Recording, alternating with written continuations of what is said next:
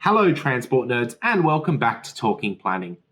The last few weeks I've been on a Melbourne transport binge, having reviewed the E2 class tram, Melbourne's latest trams, a Volvo B5LH with a Volgren Optimus body, which is one of the more recent bus types, and continuing the new vehicle theme, today let's go and check out a high capacity metro train, the newest type of train at Metro Trains Melbourne. Abbreviated to HCMT, these trains are the city's latest and greatest and have aerodynamic styling to match. They look pretty sleek.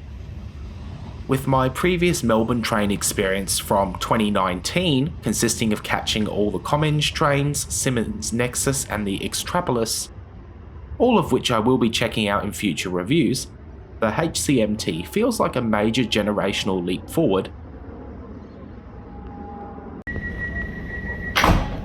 Unlike previous rolling stock, the HCMT comes equipped with high back bucket seats, and sure, they're not super cushiony, but then again, nor are the ones in the Comenge, Nexus and Extrapolis trains, so these are a step up in terms of comfort. The seat pattern is also pretty distinctive, although true to corporate colours, and the textured seat backs and fold-up seat bottoms add a little extra design flair.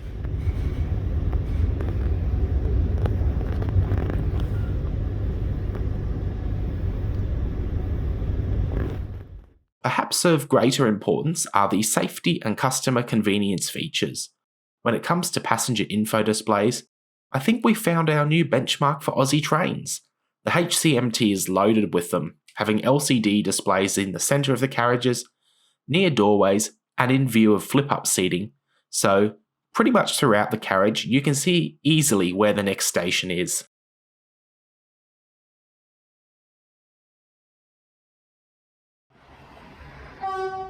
The outside screens are also impressive, and the front destination screen is very clear and smooth,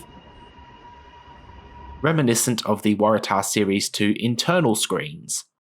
What does surprise me is that metro trains still require passengers to manually open doors, especially on busy urban services where an automatic door setup could really help reduce dwell times. At least the HCMT doors are button operated rather than requiring a handle like the old Comenge units. The next station is Caulfield. For safety features, the HCMT trains have a full complement of emergency help points and assistance buttons,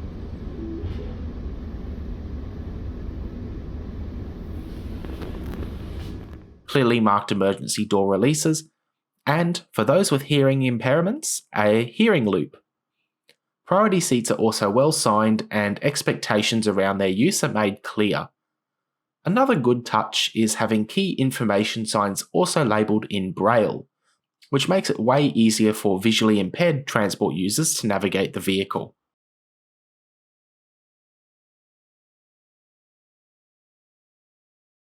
The train's aerodynamic styling is also a safety feature designed to prevent train surfing, an extremely dangerous activity that has plagued the Melbourne network in the past.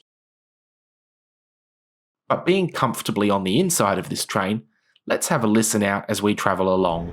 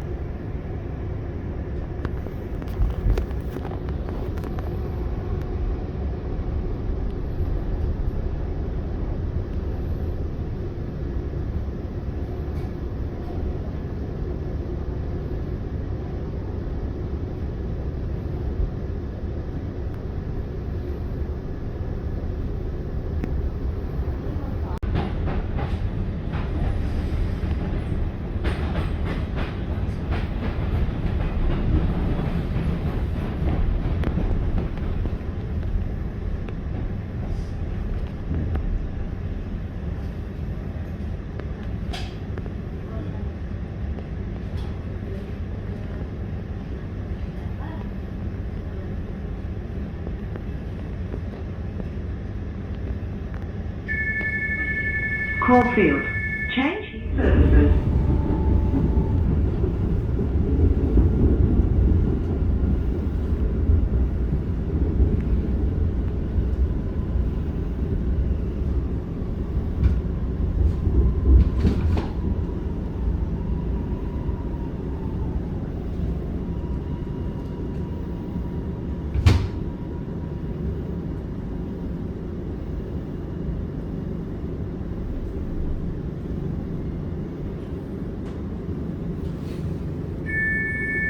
Richmond. Change here for Belgrade, Lilydale, Alamein and Glen Waverley services. Having caught all the suburban types of train on this trip, it's interesting to see how much of a generational improvement this train is over the Comenge, Nexus and Extrapolis. Compared to Sydney trains and Queensland rail networks, there's not a lot to separate the older train designs from the newer ones in Melbourne, with the Comenge trains recently receiving significant upgrades and the Extrapolis design only receiving incremental updates over its nearly 20-year production run.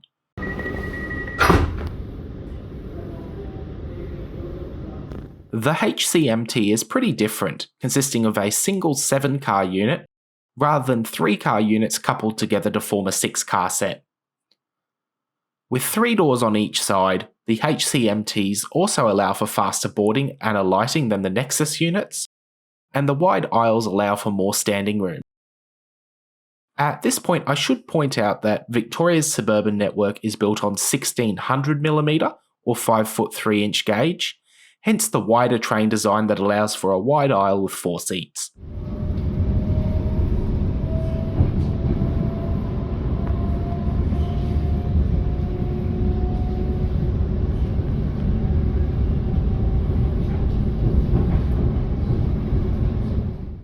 The walk-through design is also handy, making it easier to balance passenger loads during peak periods, with passengers able to better spread throughout the train. Back in 2019, I had found Melbourne's rail network a little lacklustre, but my experience this time round was rather more positive, in no small part thanks to this train, the HCMT.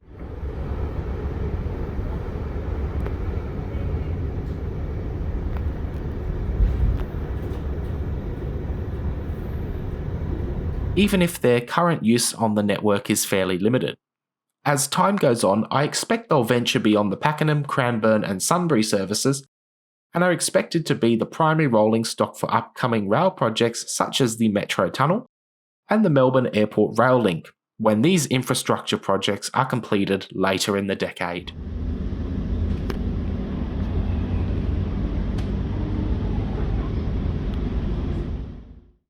My overall verdict is that the HCMT is a big upgrade to Melbourne's fleet, with plenty of new features, a sleek and modern design, and it really complements the work being undertaken by the Level Crossing Removal Authority. Trust me, the program that they're undertaking is way more impressive than the name suggests, and it involves elevating large portions of the rail network or doing other forms of grade separation such as overbridges and underpasses. I really don't think the name does justice for the true scope of work that's actually being undertaken here. And with that, sit back and relax as this HCMT continues on its journey towards Pakenham.